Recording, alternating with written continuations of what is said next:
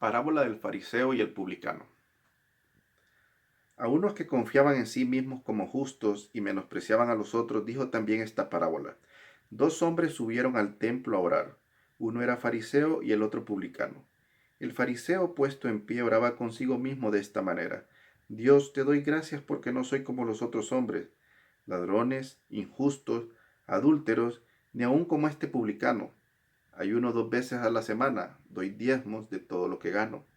Mas el publicano, estando lejos, no quería ni aun alzar los ojos al cielo, sino que se golpeaba el pecho diciendo, Dios, sé propicio a mí, pecador. Os digo que éste descendió a su casa justificado antes que el otro, porque cualquiera que se enaltece será humillado, y el que se humilla será enaltecido. Oremos. Amado Padre Celestial, gracias por un día más de vida, por permitirnos estar aquí juntos como hermanos, como iglesia, como familia, Señor. Le pedimos, Padre, que nos dé inteligencia y sabiduría para entender su palabra y que ponga en nosotros un corazón como el de este publicano, un corazón contrito y humillado, deseoso de tener su misericordia cada día en nuestras vidas, Señor. Le pedimos que, por favor, el Espíritu Santo suyo, Señor, nos guíe durante este estudio. Todo esto se lo pedimos, más lo que usted quiera agregar, Padre, en nombre de su Hijo amado Jesús. Amén. Bien, el día de hoy vamos a estar en lo que es el capítulo 5 de Lucas. Vamos a estar viendo lo que es la pesca milagrosa y el llamamiento de Leví. Para la primera, lo que es la pesca milagrosa, vamos a empezar entre los versículos 1 y 2. Veremos qué dice. Dice, aconteció que estando Jesús junto al lago de Genezaret, el gentío se agolpaba sobre él para oír la palabra de Dios, y vio 2 barcas que estaban cerca de la orilla del lago, y los pescadores, habiendo descendido de ellas, lavaban sus redes. Bien, antes de empezar, quisiera que me acompañaran a este pequeño viaje a través de lo que es el lago de Genezaret y entender un poquito más cuál es su ubicación geográfica y por qué razón recibía este nombre de Genezaret, otras veces conocido como Mar de Galilea o también Mar de Tiberíades. Acompáñenme. Lago de Genezaret o Mar de Galilea. El Mar de Galilea, también llamado Mar o Lago de Tiberíades y Lago de Genezaret, debido a su forma de arpa primitiva o lira. Es un lago de agua dulce de Asia Occidental, situado en la región del Próximo Oriente y perteneciente a Israel, incluida una estrecha franja costera de 10 metros de anchura en su costa nororiental. Las dimensiones son longitud 21 kilómetros, anchura máxima 12 kilómetros, superficie 166 kilómetros cuadrados, superficie de cuenca 273 kilómetros cuadrados, volumen 4.0 kilómetros elevado a la 3, longitud costa 53 kilómetros, profundidad media 25.6 metros, máxima 40 metros, altitud menos 214 metros bajo el nivel del mar, lo que convierte al mar de Galilea en el lago de agua dulce más bajo del mundo. Su punto de mayor profundidad se halla a 260 metros bajo el nivel del mar, en tanto que su perímetro consta de 53 kilómetros y su superficie tiene un tamaño de 166 kilómetros cuadrados. Relevancia. Este lago es importante para los cristianos, ya que los evangelios presentan a Jesús desarrollando buena parte de su actividad pública en torno a él, fijando su residencia en la ciudad ribereña de Cafarnaúm. En su parte norte, el lago se menciona en la Biblia desde la época de los reyes de Israel. En la orilla oeste se sitúa en la ciudad de Tiberíades, construida por Herodes en honor al emperador romano Tiberio. Si tienes la oportunidad de ir a Israel, definitivamente debes visitarlo. En resumen, quiere decir que el mar de Galilea o lago de Genezaret recibía su nombre dependiendo del área geográfica por donde entraras. Por ejemplo, si se entraba por la ciudad de Tiberíades, es muy probable que los lugareños le conocieran como Mar de Tiberíades. Si entrabas por Genezaret, Mar o Lago de Genezaret, y la mayoría de las personas le conocía como Mar de Galilea. Era muy importante para los romanos el dominio de esta área, debido a que desde el punto de vista militar y comercial es un área estratégicamente ubicada, ya que 3 continentes se unen muy cerca de este lago. También están los Altos del Golán, el punto más alto de la región. Quien controla Altos del Golán controla la región y actualmente está en manos de la nación de Israel. Bien, ahora que ya entendimos un poco mejor dónde y cómo fue que aconteció este hecho, hoy sí vamos a entrar en materia de lo que es lo que queremos ver hoy, los versículos del 3 al 7 en el primer objetivo de hoy. Veamos. Uno de los que me llamó la atención es el versículo número 3, que dice: Y entrando en una de aquellas barcas, la cual era de Simón, le rogó que le apartase de tierra un poco, y sentándose enseñaba desde la barca a la multitud. Aquí cuando habla de esta barca está diciendo, en el caso de nosotros como cristianos, cada vez que nosotros tenemos la oportunidad de estar parados enfrente de alguien, llevándole el evangelio, o por ejemplo cuando nuestros pastores están en el púlpito, o un predicador, o un evangelista, o cualquier persona que lleve el mensaje a alguien, en ese momento que estamos llevando el mensaje, en ese momento estamos viajando en la barca con el maestro. Y eso es lo que significa esta barca para nosotros como cristianos. Ese momento en el cual empezamos ese viaje al que sabemos que va a haber un milagro en la vida de alguien cuando nosotros llevamos en el Evangelio. Tarde o temprano eso va a suceder. Tal vez a veces nos cansamos como le sucedió a Pedro y a los otros pescadores de querer llevar la palabra a otros y no ser escuchados, pero tarde o temprano vamos a estar con el Maestro al lado y va a tocar el corazón de aquellos que Él quiera tocar. De ahí seguimos con el versículo 4. Cuando terminó de hablar, dijo a Simón: boga mar adentro y echad vuestras redes para pescar. Respondiendo Simón le dijo: Maestro, toda la noche hemos estado trabajando y nada hemos pescado, mas en tu palabra echaré la red. Aquí nosotros estamos viendo que le dice boga mar adentro. Después que nosotros hemos aceptado a Jesucristo como nuestro Salvador y Redentor, definitivamente no nos podemos quedar solo ahí.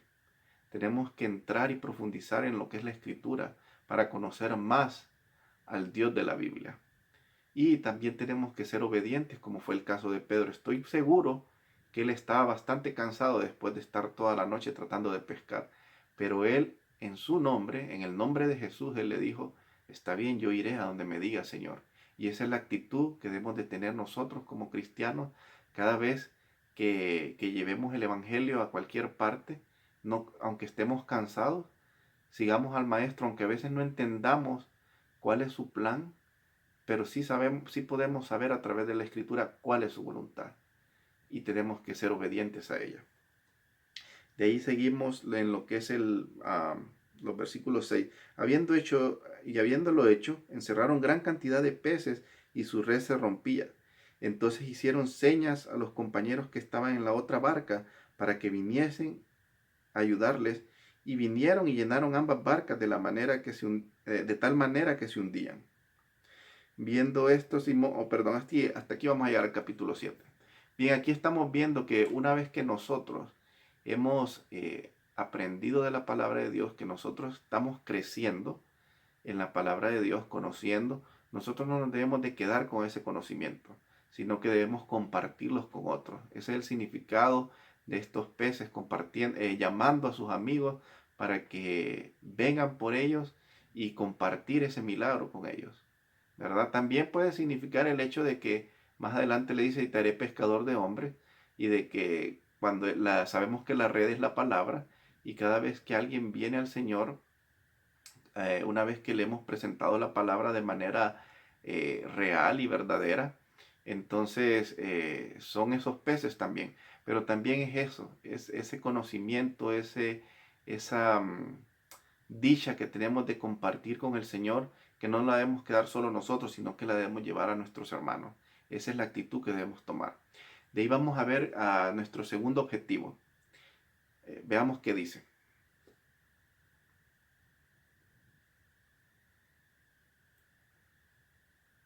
Lucas 5, verso 8 al 11. Viendo esto, Simón Pedro cayó de rodillas ante Jesús, diciendo: Apártate de mí, Señor, porque soy hombre pecador.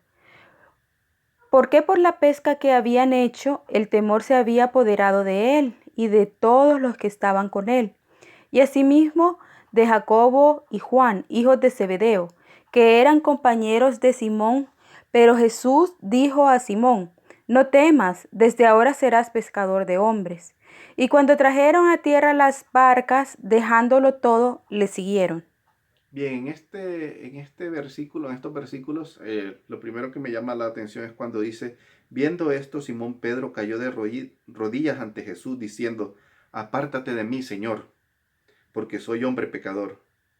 Porque por la pesca que habían hecho, el temor se había apoderado de él y de todos los que estaban con él. Ah, aquí lo que vemos es que cuando nosotros somos confrontados con la palabra del Señor, cuando nosotros somos confrontados con Jesucristo, al ver su majestad, su gloria, su pureza, su santidad, no importa qué tan bien nos estemos comportando como personas o qué tan buenos creamos que somos, cuando estamos frente a Él, podemos abrir los ojos y comprender que realmente no somos nada, que somos pecadores, que somos malos, esa es nuestra naturaleza mala y que solo con Él podemos ser liberados de esa esclavitud del pecado y ser libres en nuestro Señor Jesucristo. Eso es lo que entendió Pedro, eso es lo que vio en ese momento y por eso es que él dijo eso, soy un pecador. No pudo ver otra cosa más que todo su pecado en él. Qué hermoso momento ese. Y más adelante, y asimismo de Jacobo y Juan, hijos de Zebedeo, que eran compañeros de Simón. Pero Jesús dijo a Simón, no temas, desde ahora serán pescadores de hombres. Y cuando trajeron a tierra las barcas, dejándolo todo, lo siguieron. Lo mismo pasó con Jacob y con Juan. La misma reacción que le sucedió a Pedro les pasó a ellos. Se vieron desnudos completamente en frente de tanta pureza, de tanta santidad. Se vieron desnudos en su pecado. Y también por eso tuvieron miedo. Pero el Señor les dijo, como les dice a ustedes y a mí, no tengas miedo y confía. Ven conmigo, déjalo todo y sígueme. Y qué bonito esa actitud que ellos tuvieron de dejarlo todo y seguirlo. Porque no importa cuánto tengamos en nuestras vidas, no importa qué tanta riqueza, qué tantos logros materiales tengamos, qué tantos estudios, no importa lo que tengamos cuando estamos enfrente del Señor, todo eso no vale nada. Así como lo decía Pablo. Todo esto me es basura. Entonces, qué hermoso que ellos tuvieron esa voluntad. Y ahí es donde vemos la diferencia entre ser un simple seguidor de Cristo a ser un discípulo de Cristo. Cuando realmente un cristiano tiene en su corazón el deseo de ser discípulo del Señor, va a dejar todo lo que está atrás y va a ser lo más importante para él crecer y caminar en Cristo Jesús. Vamos a ver el tercer objetivo. Vamos a estar ahora en lo que viendo lo que es el llamamiento de Leví. Veamos qué nos dice. Después de estas cosas salió y vio un publicano llamado Leví, sentado al banco de los tributos públicos, y le dijo, sígueme. Y dejándolo todo se levantó y le siguió. Y Leví le hizo gran banquete en su casa, y había mucha compañía de publicanos y de otros que estaban a la mesa con ellos. Y los escribas y los fariseos murmuraban contra los discípulos, diciendo, ¿por qué coméis y bebéis con publicanos y pecadores? Respondiendo Jesús les dijo, los que están sanos no tienen necesidad de médico, sino los enfermos. No he venido a llamar justos, sino a pecadores al arrepentimiento. Voy a repetir de nuevo el versículo 27. Después de estas cosas salió y vio a un publicano llamado Leví, sentado al banco de los tributos públicos y le dijo, sígueme. Aquí en esta parte, donde dice sentado en el banco, yo no sé si ustedes se identifican, yo sí me identifico con Leví, porque en ese momento que él dice que está sentado, quiere decir que él estaba cómodo con su manera de ser y de actuar en cierta manera. Vamos a ver que en cierta manera así estaba. Así nos pasa a muchos de nosotros. Nosotros nos sentimos bien, sentimos que tenemos todo lo necesario, no sentimos ninguna necesidad a veces de decir necesito de Dios. Y estamos ahí cómodos. Pero si recuerdan, yo inicié con la parábola del publicano y el fariseo. No estoy diciendo que sea el mismo, podría serlo, no lo sé, pero definitivamente era un publicano. Y les decía que yo me identificaba con él porque posiblemente de la misma manera que este publicano se golpeaba el pecho y que con una gran sinceridad le decía al Señor que buscaba el perdón de Dios, ¿verdad? Es bien probable que Leví, mejor conocido como Mateo, estuviera pasando por lo mismo, que él ya no aguantaba esa situación de, a pesar de que tenía muchas comodidades materiales, su espíritu estaba vacío. A mí me pasó lo mismo cuando yo conocí de Cristo. Yo en ese momento de mi vida yo tenía muchas, digamos que la estaba pasando bien. Tenía una buena esposa, tenía salud, podía estar viajando entre mi país y este país, Estados Unidos. Am, Tenía todo lo que podríamos decir material que necesitaba, mis padres estaban bien, todo aparentemente me estaba yendo bien en ese momento, pero sin embargo yo me sentía vacío. Y de repente un día, igual que Mateo, o igual que este publicano, eh, deseando ya no querer ni existir, pidiéndole perdón a Dios por todo ese vacío que sentía y esos malos deseos en mi mente. Y fue 2 semanas después que él me contestó. Lo mismo puede ser que le sucedió a Leví o a Mateo, que no creo que ese día era el día en que él se sintió mal y decidió seguir al Señor, sino que de mucho tiempo atrás, posiblemente él, al sentirse excluido de sus demás hermanos, al sentirse como un traidor, porque eso eran los publicanos en aquel tiempo, eran traidores a la patria, él, y más que a la patria, traidores a su Dios. Entonces probablemente él desde hace tiempo él se sentía vacío y él quería sentir vida de nuevo. Y en ese momento, cuando pasa Jesucristo enfrente de él y le dice, sígueme, él también tuvo esa misma actitud de dejarlo todo. No fue como lo que le pasó, si, no sé si recuerdan, en una parte de la escritura que habla del joven rico y que le dice, maestro bueno, ¿qué tengo que hacer? Y entonces le dice el Señor, deja todo y sígame. Pero como él tenía tantas posesiones, solo se entristeció, se dio vuelta y se fue. Bueno, esa es la actitud contraria a la que tuvo Mateo. Y esa es la actitud que muchas personas tienen a veces. Tal vez se sienten vacíos, se sienten tristes, se sienten que no importa cuánto éxito tienen, eh, no son completos. Y es porque falta el Señor en su vida, pero no están dispuestos a seguirle. Porque tiene muchos beneficios el ser cristiano, le trae un gran gozo y alegría a uno como cristiano, pero también como seres humanos caídos hay muchas cosas que las personas no quieren dejar de hacer. Y es por eso que huyen a la palabra del Señor. Es por eso que huyen a entregar su vida a Jesucristo. Bien, entonces sigamos con Leví. Ah, dice, y los escribas y los fariseos murmuraban contra los discípulos diciendo, ¿por qué coméis y bebéis con publicanos y pecadores? Respondiendo Jesús les dijo, los que están sanos no tienen necesidad de médicos, sino los enfermos. Cuando nosotros entregamos nuestra vida a Jesucristo, normalmente va a suceder que muchos de nuestros amigos o familiares, personas que nos rodean, van a empezar a murmurar.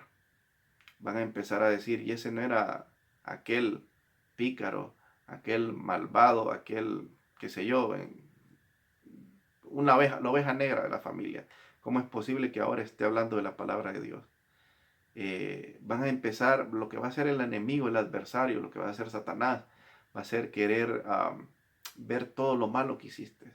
Cuando él mira que uno quiere acercarse al Señor, cuando mira que tienes el deseo de acercarte al Señor, lo primero que va a hacer es que todos los pecados que has hecho te los va a hacer más grandes de lo que eran.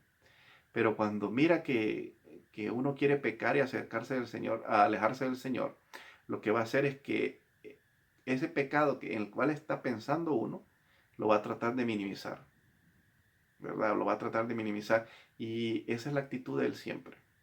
Entonces nosotros debemos de tener cuidado. No importa cuál sea el pecado que haya cometido, no importa lo malo que sea, todos tenemos la oportunidad si decidimos venir a Cristo y entregar nuestra vida a Él. Y como dice aquí, los que están sanos no tienen necesidad de médicos, sino los enfermos. No he venido a llamar a justos, sino a pecadores al arrepentimiento. Lo más triste, y eso me ha pasado con algunos familiares y amigos, es que a veces ellos creen que por hacer muchas cosas buenas, muchas buenas obras, ellos ya tienen ganado el cielo. Y cuando una persona es demasiado moralista, a veces puede ser contraproducente porque cree que por sí mismo él es justo como para estar con Dios. Y no entienden o les es difícil entender que nosotros estamos llamados al arrepentimiento, a proclamar a nuestro Señor Jesucristo como nuestro único Rey y Salvador. Y que al hacerlo y al llegar de manera humilde a los pies de Cristo, nosotros vamos a recibir ese perdón que tanto anhelamos y que muchas veces muchos de nosotros no sabíamos que necesitábamos de nuestro Dios. Pero ahora que lo sabemos y que tenemos la oportunidad de ser llamados hijos, y que vemos esta dicha y este gozo de ser hijos, nuestro deber como cristianos es llevarles a otros también esa sanación, ¿verdad? Y esa sanación es esta palabra, la palabra de Dios. Acompáñenme en oración. Amado Padre Celestial, gracias. Gracias por su palabra, Señor, por habernos dado la oportunidad de conocer un poco más de la Escritura, por conocer un poco más de lo que es nuestro Señor Jesucristo y de su infinita misericordia, de su trabajo que hizo aquí en la tierra como hombre caminando durante esos 33 años, dándonos de acercar a usted, amado Padre Celestial. Le pido, Padre, por favor, por todos nuestros hermanos que han estado enfermos, que les dé salud, que se repongan, por los que todavía siguen enfermos, que no, que mejoren, que no desfallezcan, que no pierdan la esperanza, que vamos a estar mejor. Deles salud, bendición, gozo y alegría, Padre. Pero sobre todo, deles la esperanza de saber que siempre usted estará a nuestro lado, Padre, para guiarnos y llevarnos a sus pies, Señor. Gracias por todo, Padre. Amén. Les deseo una feliz semana lleno de la bendición de Dios.